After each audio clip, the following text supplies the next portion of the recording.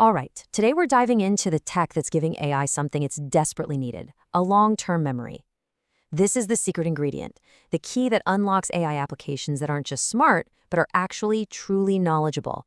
Let's get into it. I love this quote because it just hits the nail on the head.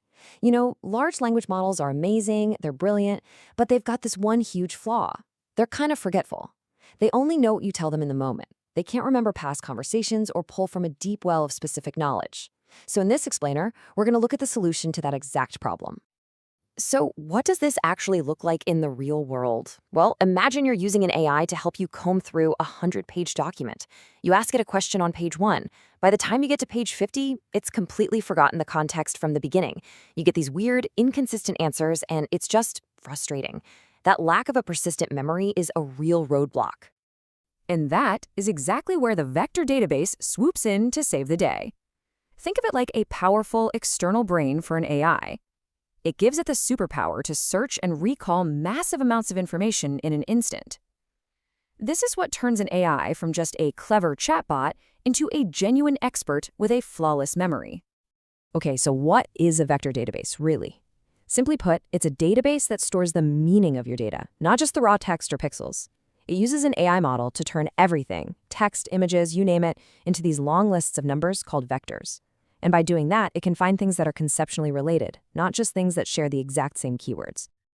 So here's the biggest difference you need to get. A traditional database, the kind that runs on SQL, is all about precision. It's looking for exact matches in perfectly organized, structured data.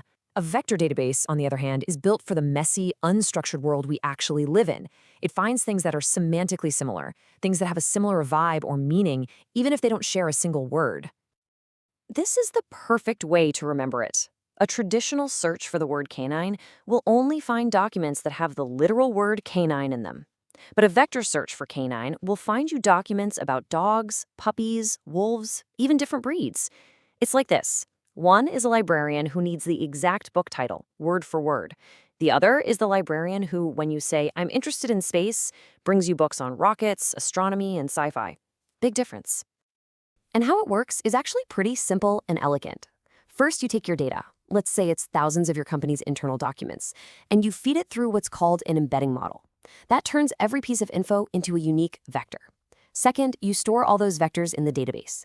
Third, when you ask a question like, "What was our revenue in Q3 last year?" your question also gets turned into a vector. And finally, the database just finds the vectors in its memory that are mathematically closest to your question's vector, instantly pulling up the most relevant documents. It's that simple. Okay, so now that we've got the what and the how down, the big question is, which one should you actually use? As you can imagine, this space is blowing up and there are a lot of options. But let's meet the 4 main players you're probably going to run into. First up, we've got Pinecone. Now, if you're building a huge, serious, production-ready AI application for a business, Pinecone is almost definitely going to be on your radar. It's really designed for those mission-critical apps that need to be reliable and scale up massively. So Pinecone is a totally managed service, meaning you don't have to worry about servers or any of that stuff.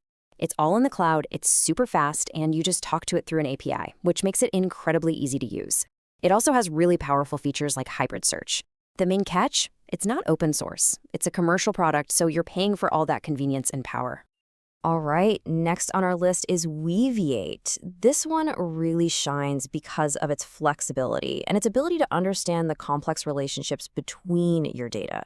It does this using something called knowledge graphs. So it doesn't just know what a CEO is and what a company is, it knows that a CEO runs a company. Weaviate is this awesome open source powerhouse, so you can run it wherever you want, on the cloud or on your own machines. Its superpower is combining vector search with keyword filtering and those knowledge graphs, which makes it perfect for really complex systems. The trade-off is that it's going to take a bit more work to get it set up, and it can be pretty resource hungry. Now, if you're just dipping your toes in the water, or maybe you're building a quick prototype for a hackathon, you are going to absolutely love Chroma. It's designed from the ground up to be the easiest, most frictionless way to get started. Chroma is fantastic because it's open source, and it runs right on your laptop, completely offline. No setup, no API keys, nothing. It's super lightweight, and it plays really nicely with popular AI frameworks like LangChain. You can seriously go from an idea to a working demo in just an afternoon. The only thing to remember is it's not built to handle, billions of data points at production scale. And last but not least, we have FAISS, which is kind of the odd one out here. It actually stands for Facebook AI Similarity Search. You got to think of this less like a ready-to-drive car and more like a custom-built, supercharged engine that you install yourself for one thing and one thing only: raw speed. Yeah, with FAISS, it's all about one thing: speed. We're talking blazing fast GPU-accelerated speed. But it's a library, not a full-fledged database. That means it doesn't have a lot of the nice features, like storing metadata or a simple API. It's a specialized tool for experts who need the absolute maximum performance for a huge offline job. Okay, so we've got 4 incredible but very different tools on the table. This brings us to the most important question, right? How do you figure out which one is the right fit for your project? Let's walk through a simple way to think about it. So let's just lay it all out. This table really shows you the trade-offs at a glance. You can see how the deployment model lines up with the best use case. You've got your local first options, Chroma and FAISS, which are perfect for just messing around or for offline tasks. And then you have cloud-native Pinecone, which is built for production from day one. You can really see the different philosophies here. So how do you actually pick the right one for your project? Well, it really just boils down to a few key things. What's the scale of your project? How complex is it? And honestly, how much work do you want to do yourself? All right, here's your cheat sheet. It's super simple. If you're building a quick proof of concept and need something working like right now, go with ChromaDB.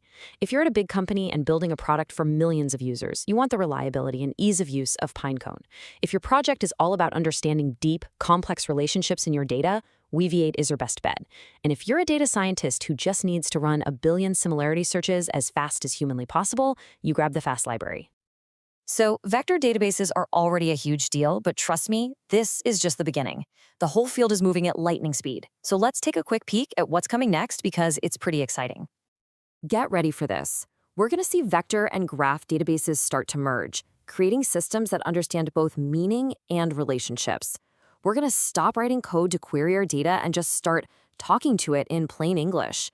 And this is where it gets really cool. These databases will become the core memory engine for autonomous AI agents, letting them learn from everything they do to make smarter decisions next time.